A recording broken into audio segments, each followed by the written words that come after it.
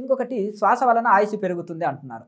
ఇప్పుడు మనము సగటు మనిషి నిమిషానికి 15 శ్వాసలు, గంటకు 900 శ్వాసలు, 24 గంటల్లో 21,600 శ్వాసలు తీసుకుంటున్నాడు.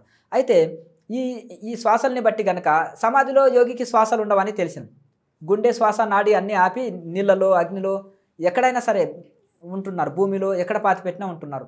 ఒకవేళ బయట మామూలుగా కూర్చున్నప్పటికీ కూడా వాళ్ళకు ఉండవు కదా, శ్వాసలు ఖర్చు కావు. 1000 రూపాయలు ఉంది, 10 సంవత్సరాలు కాదు 100 సంవత్సరాలైనా దాన్ని ఖర్చు పెట్టకపోతే అట్లే ఉంటుంది. ఖర్చు పెడితే ఒక పుట్టలో ఖర్చు అయిపోతుంది. అట్లాగే శ్వాసలు ఖర్చు కావు.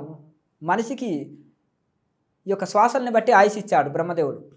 శ్వాసలు ఖర్చు చేయకపోతే ఉండొచ్చు. మళ్ళీ సమాధి నుంచి బయటకు వెళ్తే కొన్ని శ్వాసలకు ఖర్చు అవుతాయి, కొన్ని అది కూడా చాలా తక్కువ శ్వాసలు ఉంటాయి. వాళ్ళవి తక్కువ శ్వాసలు ఉంటాయి. ఎందుకంటే కనీసం ఒకవేళ ఒక గంటకు ఒక 2, 3, 4 శ్వాసలు తీసుకుంటుంది వాళ్ళ శ్వాసగతి, అంత నెమ్మదిగా ఉంటుంది.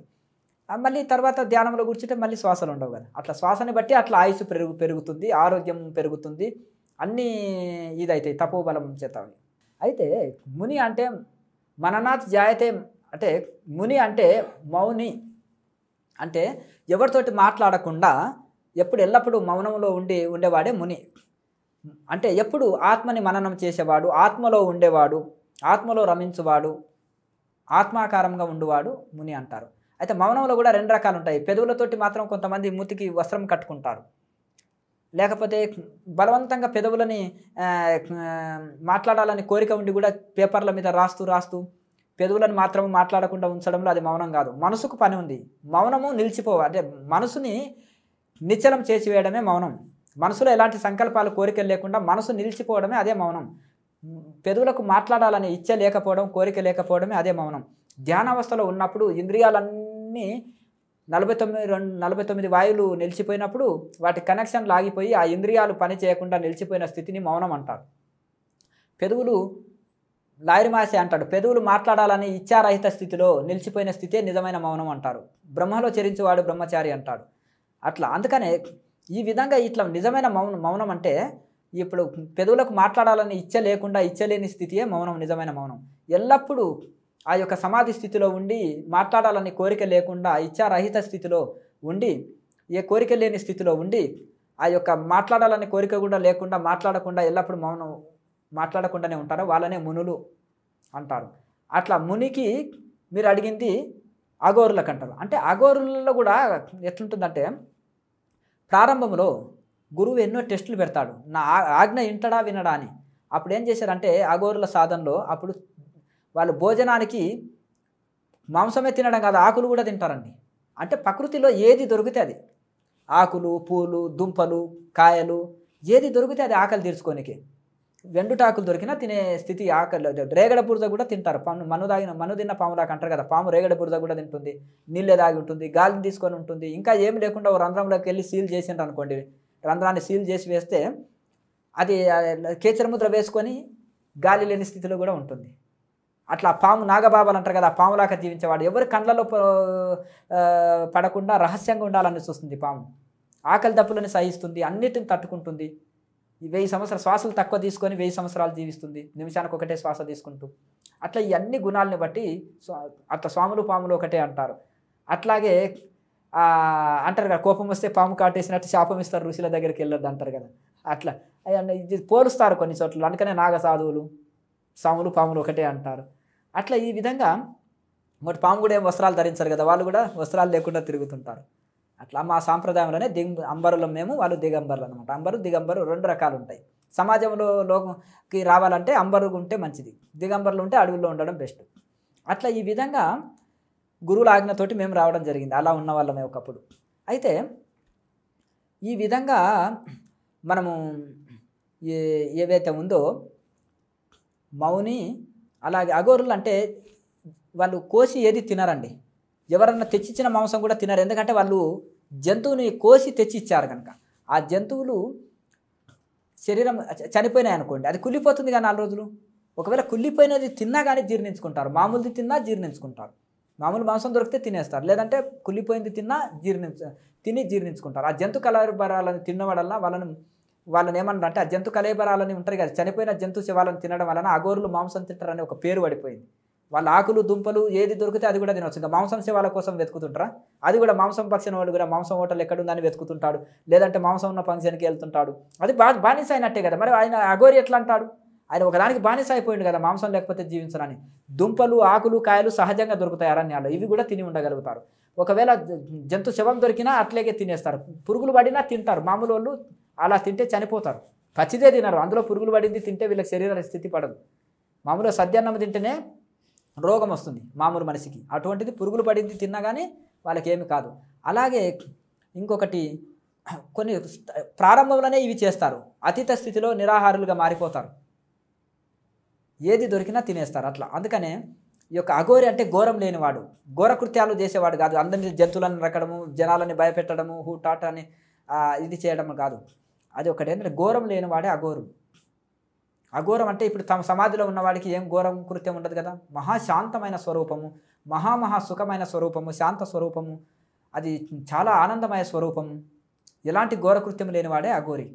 అది ఎల్లప్పుడూ తనలో తాను రమిస్తుంటాడు. ఎవరిని జనాలు ఎట్లుంటుందంటే, ఒకవేళ మనిషి శవం ఉన్నా కానీ మనిషి శవము విషమవుతుంది, మనిషిని తినలేడు. కానీ మనిషి శవాన్ని కూడా జీర్ణించుకోగలుగుతాడు, తిని కుళ్ళిపోయినా తిని జీవించగలుగుతాడు. కానీ ఆ యొక్క పురుగులు పడినా ఇది తినగలుగుతాడు. అయితే స్టార్టింగ్లోనే ఇవి అన్నీ తింటాడు, కానీ తర్వాత నిరాహార స్థితి వరకు కూడా వెళ్తాడు.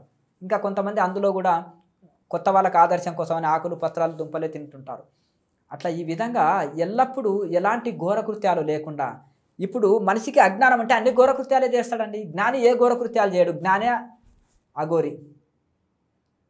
జ్ఞాని ఏం ఘోరం చేస్తాడని అన్నిట్లో భగవంతుని చూస్తాడు, అంత తన స్వరూపంగానే చూస్తాడు. ఏ జీవి కానీ చేయగలుగుతాడు, అన్నిట్లో భగవంతుని చూసి ఆనందంలో ఉంటాడు. అంత నా స్వరూపమే కదా అని అన్ని జీవులకు పైగా మేలు చేస్తాడు. ఏ ఘోరం అతనిలో ఉండదు, అతనే అఘోరి. అలాగే ఏదైనా తిని జీర్ణించగలుగుతాడు, అగ్నిలో కూర్చుకుంటాడు, కరెంటు తీగని పట్టుకోగలుగుతాడు, నీళ్ళ లోపల ఉంటాడు, నీళ్ళ పైన ఉంటాడు, ఏదైనా ఉంటాడు. కానీ సైగలతోటి చూస్తే సింహం కూడా అక్కడ ఇతన్ని చూసే వరకు అక్కడనే ఆగిపోతుంది. ఒకవేళ అది వచ్చి ఏమైనా జంతువులు రెండు యుద్ధం చేస్తున్నా అతని సాన్నిధ్యంలో వైరం విడిసి జీవిస్తాయి. ఎలా అంటే అహింసా ప్రతిష్ఠితాయం తత్సన్నిధౌ వైరత్యాగ అంటారు. ఎవరైతే సంపూర్ణంగా అహింసా వ్రతాన్ని పాటిస్తారో వాళ్ళ దగ్గర ఎలుక పాము, ఎలుక పిల్లి, అలాగే కప్ప పాము ఇట్లా వైరం విడిచి జీవిస్తాయి. దీనికి ఎన్నో ఎగ్జాంపుల్స్ కూడా ఉన్నాయి. ఆ స్థలానికి కూడా అంత పవిత్రం ఉంటుంది, అంత ప్రభావం ఉంటుంది. వాళ్ళ సాన్నిధ్యంలో వైరం విడిచి జీవిస్తాయి. ఒకవేళ అది అహంకారంతో ఏమన్నా ఇది చేసినా వీళ్ళు కంటి చూపుతోటే దాన్ని పోగరణ చేస్తారు. వీళ్ళ దగ్గర ఏం ప్రభావం చూపలేవు అన్నమాట. తపో ప్రభావం తేట చాలా క్రూరుడు వచ్చినా కానీ మారిపోవాలి ఆ క్షణకాలం. మన అవతల పోతే అతని కానీ ఆ ప్రభావం చేత అవన్నీ ఉంటాయన్నమాట. అంతటి శక్తి సంపన్నులు వాళ్ళు. ఏదో మాంసం తిన్నారని మధ్యలో మొత్తం మాంసం తింటూ అఘోరులుగా తయారైపోయి భ్రష్టు పట్టియడము కంటే కూడా వాళ్ళు ఏదైనా చేయగలుగుతారు. ఆయన కుళ్ళిపోయింది మనుషుల శవం తింటున్నాడు, నువ్వు తిని చూపెట్టి నిరూపించు నేను అవధూతనని, నేను అఘోరినని. అడవుల్లో ఉన్నాయి జంతువులు, ఆ పురుగులు పట్టిన జంతువుని తిని నువ్వు చూపెట్టు నేను అఘోరినని నిరూపించుకో. అందరు నేను పాదాలు మొక్కుతారు, నేను పూజిస్తారు. గురు బ్రహ్మ, గురు విష్ణు, గురుదేవు మహేశ్వర ఎవరికి వర్తిస్తుంది? ఆత్మజ్ఞానులకు వర్తిస్తుంది. కాషాయం కట్టుకున్నంత మాత్రాన కాదు, నేను అవధూతాన్ని మాంసం తినేవాడికి కాదు. అర్థమైంది కదా. ఆ యొక్క ఇంద్రియాలను జయించిన వారికి అది అట్టి ఋషులకు వర్తిస్తుంది. సాధూనాం దర్శనం పుణ్యం, స్వర్శనం పాపనాశనం, సంభాషణం కోటి తీర్థఫలం, వందనం మోక్షదాయకం ఎవరికి వర్తిస్తుంది? సామాన్యులకు కాదు, సామాన్య సాధువులకు కాదు, అడుక్కునే సాధువులకు కాదు, మహా ఋషీశ్వరులకు వర్తిస్తుంది. అది ప్రతి ఒక్కరికి అన్వయించుకోవడం అది తప్పు. అర్థమైంది కదండి. అట్లా ఈ విధంగా ఇప్పుడు గోల్డ్ మెడల్కి ఎవరు అర్హులు? నీతి నిజాయితీగా కష్టపడి సర్వీస్ చేసే వాళ్ళు గోల్డ్ మెడల్. కానీ ప్రతి ఒక్కరు గోల్డ్ మెడల్కు అర్హులు కాదు కదా, ప్రమోషన్స్ కూడా అందరూ అర్హులు కాదు కదా. అట్లా అందుకనే దీన్ని విశ్లేషణ చేసి తెలుసుకోవాలి. సామాన్యులు తెలుసుకోలేరు, ఆత్మజ్ఞానులు తెలుసుకుంటారు. శాస్త్రం చదివి ఉండాలి, తపస్సు ఉండాలి, ఎందరో గురువులను దర్శించిన అనుభవం ఉండాలి, ఎందరితో ఇంటర్వ్యూలు చేసిన అనుభవం ఉండాలి, ఎందరినో కలిసిన అనుభవం ఉండాలి. అందుకని హిమాలయాల్లో నాకు ఎందుకు ఏంటంటే ఎందరో ఋషులని కలిసినాను, ఎందరితో ఇంటర్వ్యూలు చేసి పుస్తకాలు రాసినాను, వాళ్ళకు పాదసేవ చేసుకున్నాను, ఎన్నో చోట్ల కష్టపడ్డాను, ఎన్నో కష్టాలకు ఓర్చి వారం రోజులు ఎన్నో రోజులు భోజనం చేయకుండా ఉన్నాను. నా జీవితంలో వారం రోజులు ఏమీ దొరకని రోజుల్లో ఉన్నాను. తర్వాత ఆకులు పూలు తినుకుంటూ అరణ్యాలు, ఐసుకొండల్లో చిరిగిన బట్టలతోటి ఏమీ సౌకర్యాలు లేకుండా తిరిగి కష్టాలు పడి ఆ ఋషులతోటి తెలుసుకున్న విద్య, పుస్తకాలు వాళ్ళు చెప్పిన పుస్తకాలు చదివి వాళ్ళు చెప్పిన సాధనలు చేసి స్వయంగా చెప్తున్న మాటలు ఇవి తప్ప ఎవరినో కించపరచాలి, ఎవరినో బాధ పెట్టాలి, ఎవరినో తగ్గించి చెప్పాలనేది లేదు. శాస్త్ర ప్రకారంగా ఆచరించి శాస్త్ర ప్రకారంగా సాధనలు చేద్దాము. ఆటోమేటిక్గా నీవు ఐఏఎస్ అయితే నీవు ఐఏఎస్ గౌరవం లభిస్తుంది. నేనెవరు దాన్ని తగ్గించలేరు నీ గౌరవాన్ని. నువ్వు ఇంద్రియాలని జయించి సామ్రాజ్యాన్ని అంతా కత్తిబట్టి జయించి మహా చక్రవర్తి అయితే నీ చక్రవర్తి గౌరవాన్ని ఎవరు ఇది చేయలేరు. నీ గౌరవం నీకు ఉంటుంది. నువ్వు ఇంద్రియాలు జయించి మహా ఋషివి అయినప్పుడు ప్రపంచమంతా నిన్ను పూజిస్తుంది. ఇప్పుడు ఉండే పేరు కంటే ఇంకా గొప్ప పేరు ఉంటుంది. కానీ నటనతోటి నీ భోగాలు ఈ అఘోరి పేరుతోటో ధ్యానం పేరుతోటో ఆధ్యాత్మిక పేరుతోటో నీ కోరికలన్నీ నెరవేర్చుకుంటూ నీ ఆధ్యాత్మికమైన మధుమాంసాలు తింటూ అంటే స్త్రీల సాంగత్యం చేస్తూ ఈ పంచమకారాలని బస్టు పట్టించి సాధకులను అంతా విరుద్ధ కార్యాలు చేస్తూ దీనికి ఒక గురువునని పేరు తగిలించుకొని నాది ఈ మతం నా మతంలో తినొచ్చు, నాది సాంప్రదాయం ఈ మతంలో తినొచ్చు అని బస్టు పట్టియడము, తప్పుదారి పట్టియడం అది మహాపాపము. అది శాస్త్ర ప్రమాణంగా ఉండాలి. జీవితం ప్రతిదానికి శాస్త్రం ఉంది. కానీ అక్కడే ఆగిపోవని లేదు కదా. మరి ఎన్ని రోజులు మాంసం తినుకుంటూ కూర్చుంటావు? అందులో 5 స్టార్ హోటల్లో మంచి రుచికరమైన బిర్యానీలు చేసేది కాదు కదా, ఫారిన్ వైన్ కాదు కదా. నేచురల్గా దొరికిన దాన్ని తీసుకుంటూ వచ్చారు వాళ్ళు ఋషులు. ఇది కాదు, నువ్వు నేచర్గా తీసుకో. ఆ ఋషులంతా నేచర్గా తీసుకున్నారు. నేచర్ ఎట్లొచ్చిందో అట్లా తీసుకున్నారు. అట్లా నేచర్లో ఎట్లొచ్చిందో అట్లా పచ్చి మాంసం తీసుకున్నారు. అది చనిపోయిన శవాలు, కోసి కాదు. నువ్వు ఒకటి మాంసం తింటున్నామంటే అగోరి నన్ను చెప్పుకున్నామంటే అది అక్కడ ఒక హోటల్లో వాడు కోసి వండింది అంతేనా. ఒకరి ఇంట్లో వండిందైనా కోసి వండింది, అది పాపం చేయబడ్డది. అది ఎన్నో శాపనలు ఇచ్చి చచ్చిపోతుంది అంతేనా కదా. అట్లా ఇది కనుక మనం వాళ్ళ ఆ సంస్కారం నేర్పాలి. శాస్త్ర ప్రకారంగా జీవితం ఉండాలి. అట్లా కొత్తలోనే అవి తిన్నా కానీ అవన్నీ జయించిపోతాడు ప్రారంభంలో. లైఫ్ లాంగ్ వాటిలో ఉండడు అతను.